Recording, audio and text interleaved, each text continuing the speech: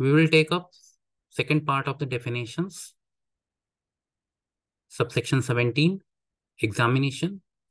In relation to any goods includes measurement and weighment thereof. तो examination का मतलब यह है कि जो भी गुड्स के रेफरेंस में मेजरमेंट या वेमेंट हो रहा है, फिजिकल इंस्पेक्शन हो रहा है, उसे एग्जामिनेशन कहा जाएगा. Subsection 18, export means taking out of India to a place outside India, यानी कि इंडिया की बाउंड्रीज को क्रॉस करके किसी दूसरे देश में ले जाने के प्रोसेस को एक्सपोर्ट कहा जाएगा. Subsection 19, export goods means any goods which are to be taken out of India to a place outside India. Export goods वो गुड्स होते हैं जिन्हें इंडिया की बाउंड्रीज को क्रॉस करके किसी दूसरे देश में ले जाया जाता है. Subsection 20, exporter in relation to any goods at any time between their entry for export and the time when they are exported includes any owner, beneficial owner or any person holding himself out to be the exporter. Exporter का मतलब किसी भी goods के reference में वह person होता है जो कि या तो उसका ओनर होता है या बेनिफिशियल ओनर होता है या जो ये कहता है कि मैं एक्सपोर्टर हूं जब गुड्स आते हैं एक्सपोर्ट के लिए, और जब तक वो एक्सपोर्ट हो जाते हैं तब तक जो भी पर्सन उसका ओनर होता है उसे हम एक्सपोर्टर कहते हैं.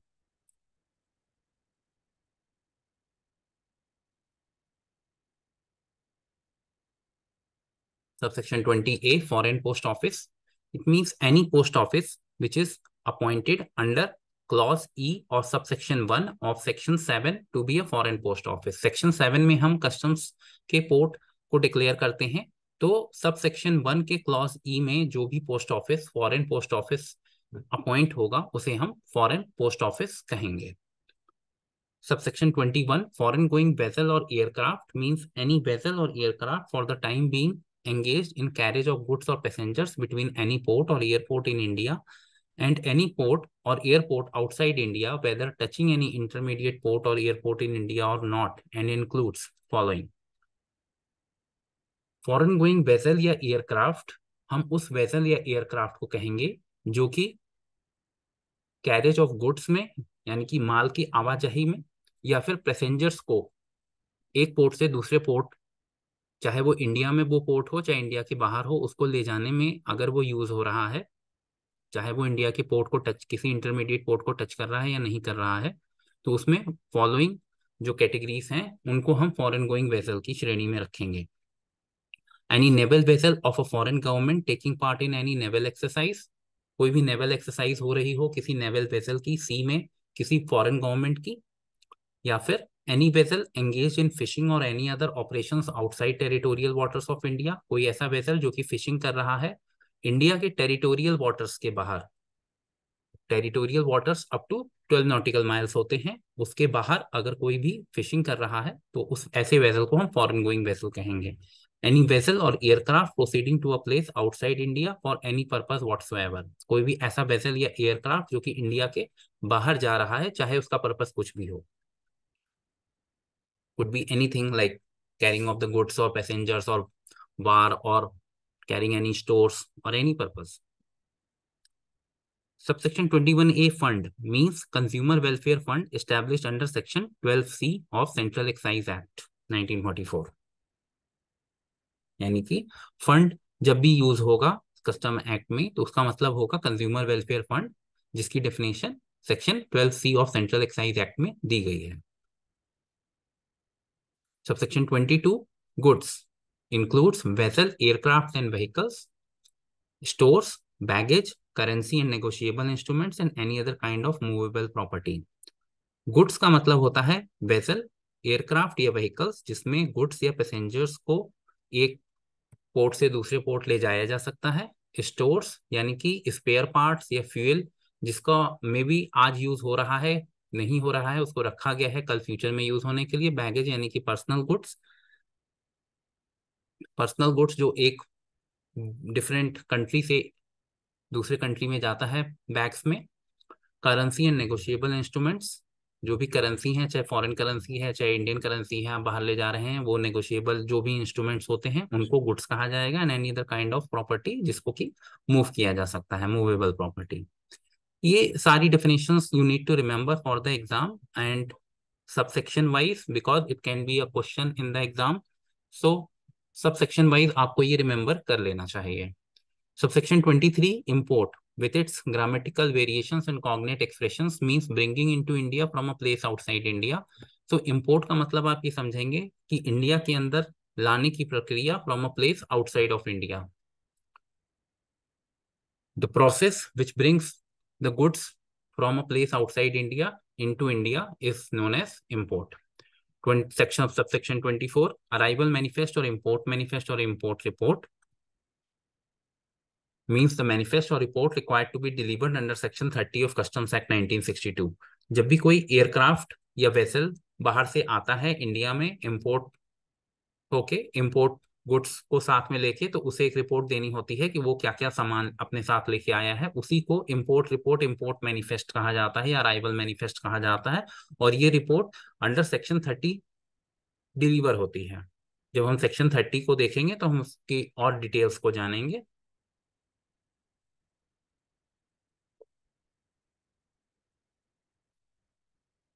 Subsection 25 of Section 2, imported goods means any goods brought into India from a place outside India but does not include goods which have been cleared for home consumption.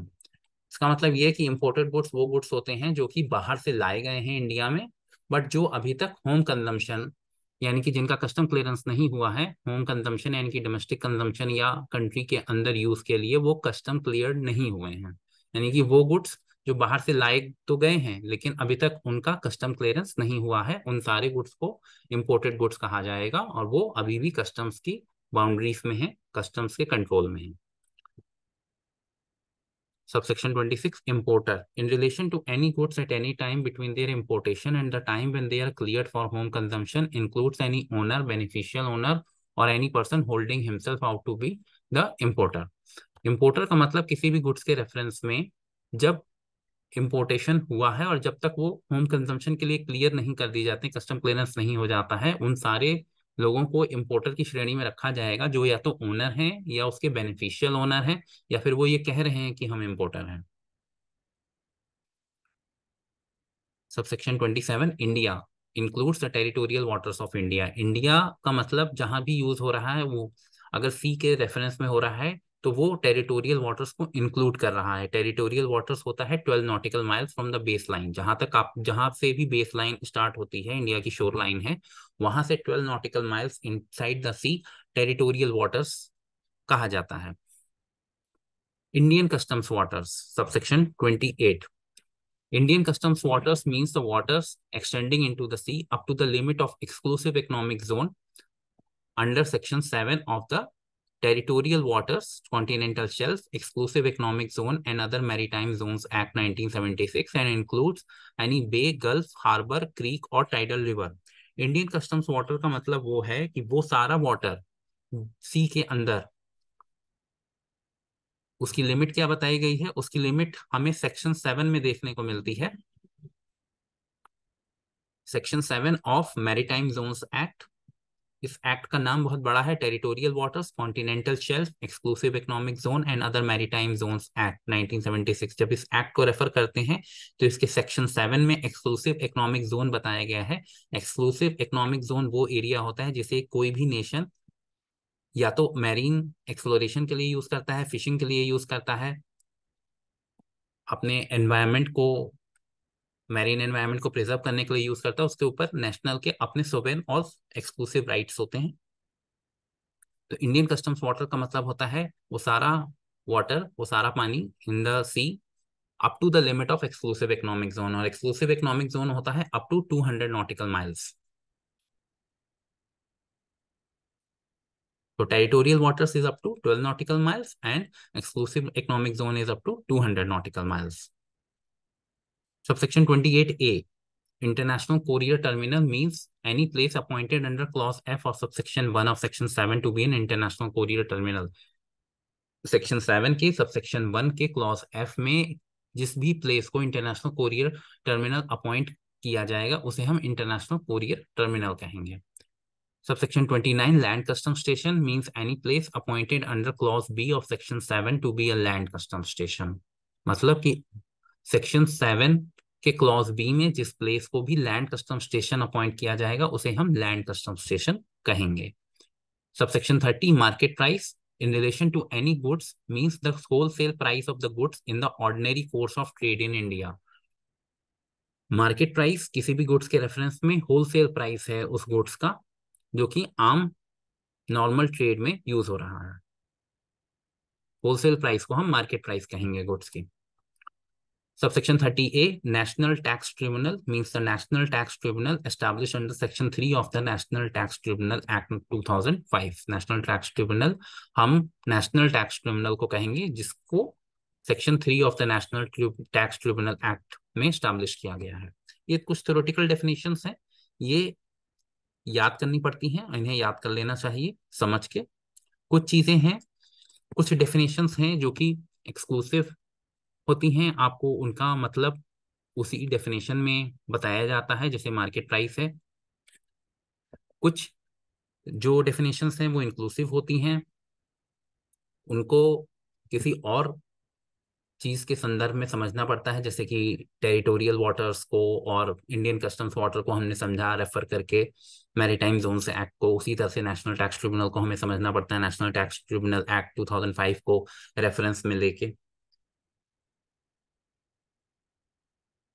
Subsection 30AA, notification means notification published in the official gazette and the expression notify with its cognate meaning and grammatical variation shall be construed accordingly. Notification का मतलब है notification जो कि official gazette में publish होता है। Subsection 30B, passenger name record information means a record prepared by an operator of any aircraft or vessel or vehicle or his authorized agent for each journey booked by or on behalf of any passenger. Passenger name record information PNR number होता है जो कि कोई भी vessel, कोई भी vehicle या aircraft book करता है अपने पैसेंजर की जर्नी के लिए। जैसे आप कभी ट्रेन से जाते हैं तो एक पीएनआर नंबर जनरेट होता है और एक स्लिप मिलती है जिसे आप टिकट कहते हैं, तो उसी तरह से passenger name record information generate होता है।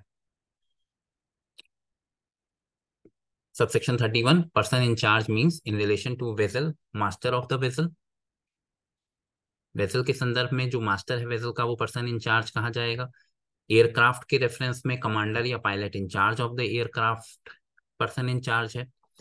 In relation to the railway train, conductor, guard या person having the chief direction of the train will be termed as the person in charge. In relation to any other conveyance, the driver और the person in charge of the conveyance will be termed as the person in charge. अगर driver उसे चला रहा है और पूरी responsibility driver की तो ड्राइवर, अदरवाइज अगर ओनर है तो ओनर को पर्सन इन चार्ज कहा जाएगा कन्वेंस का। Subsection 32, prescribed means prescribed by the regulations made under this act.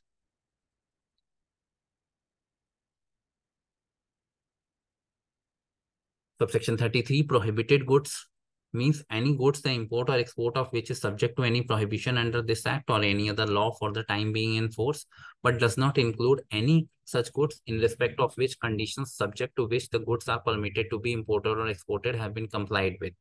Prohibited goods का मतलब होता है वो goods जिनके import या export पे किसी तरह का पाबंदी लगी हुई है, उसको प्रोहिबिट किया गया है एक्ट के अंदर कि वो इलीगल है, उसका इंपोर्ट या एक्सपोर्ट नहीं किया जा सकता, या कस्टम एक्ट के अंदर या किसी और एक्ट के अंदर जो कि चल रहा है। बट ऐसा कोई गुड्स जिसपे किसी तरह का रेस्ट्रिक्शन या पाबंदी लगी हुई है कि आपने अगर ये कंडीशन फुलफिल कर ली तो आप कर सकते हैं, ऐसे गुड्स को प्रोहिबिटेड गुड्स नहीं कहा जाएगा, ऐसे गुड्स को रेस्ट्रिक्टेड गुड्स कहा जाता है। Subsection 34, proper officer in relation to any functions to be performed under this act means the officer of customs who is assigned those functions by the board or the principal commissioner of customs or commissioner of customs.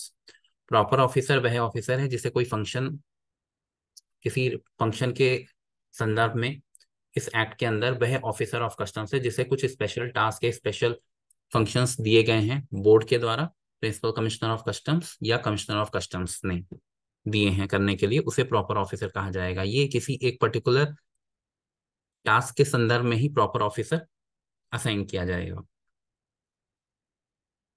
Subsection 35, regulations means the regulations made by the board under any provision of this act.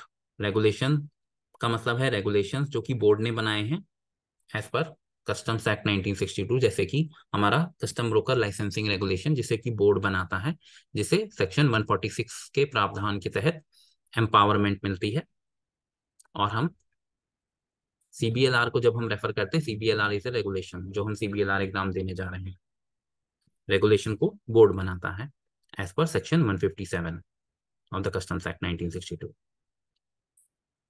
Subsection 36, rules means the rules made by the central government under any provision of this act.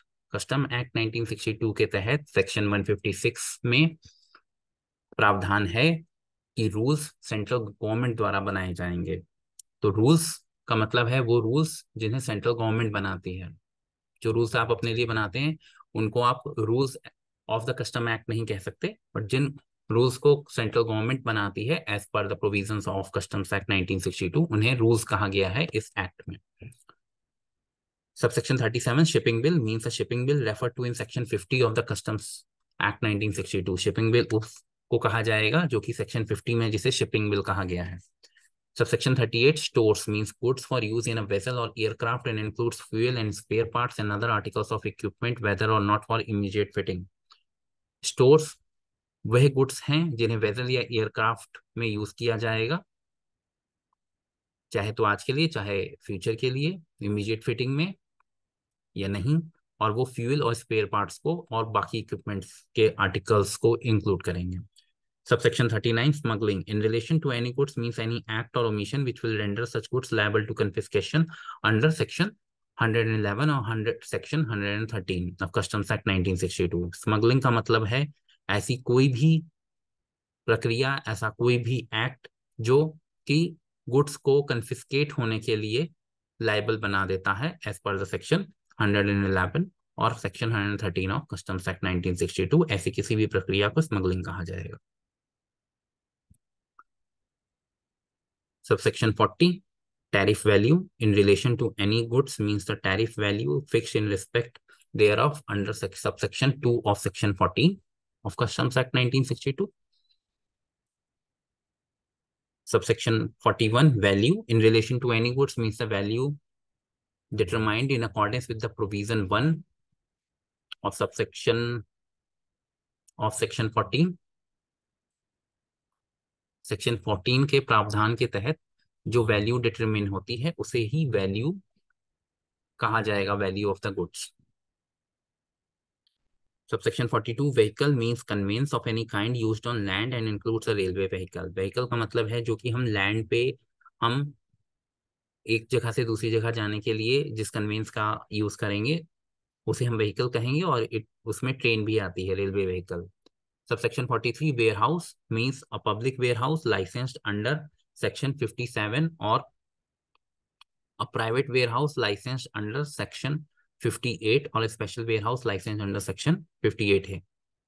Warehouse मतलब गोदाम का मतलब एक public warehouse होता है जिसे section 57 में declare किया जाए, कोई निजी गोदाम जिसे सेक्शन 58 में डिक्लेयर किया जाए, या कोई स्पेशल वेयरहाउस जिसे सेक्शन 58A में डिक्लेयर किया जाए as per this customs act. Warehoused goods means goods deposited in a warehouse. Warehouse goods का मतलब वो गुड्स होते हैं जिन्हें हम गोदाम में डिपॉजिट कर देते हैं। Thank you.